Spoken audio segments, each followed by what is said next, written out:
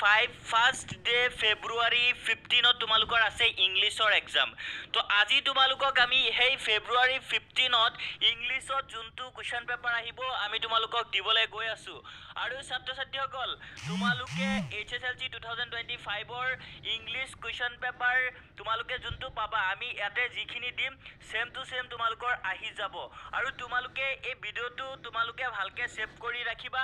তোমালোকে লিংকটো তোমালোকৰ হোৱাটছআপত ৰাখি থবা। পৰীক্ষাৰ পৰা আহি পিছত তোমালোকে কমেণ্ট কৰিবা এই ভিডিঅ'ত যে আমি যিখিনি প্ৰশ্ন তোমালোকক দিছোঁ এইখিনি মেট্ৰিক 2025ত ইংলিছত তোমালোকে ছেম টু ছেম প্ৰশ্ন আহিছে নে নাই। আৰু যদি নাহে তেতিয়া তোমালোকে বেয়াকৈ কমেণ্ট কৰিবা, মই নিজে কৈছোঁ। আৰু আজিৰ এই ইংলিছ কুৱেশ্যন পেপাৰ তোমালোকক আমি IH টেক আছামৰ ফালৰ পৰা দিয়া নাই। আমি তোমালোকক দিছোঁ অসমৰ নগাঁও ডিষ্ট্ৰিক্টৰ কোৱাণ্টাম কোচিং চেণ্টাৰৰ ইংলিছৰ টিচাৰৰ পৰা। আৰু ইংলিছৰ টিচাৰজনে এই কুৱেশ্যন পেপাৰখন বনাইছে।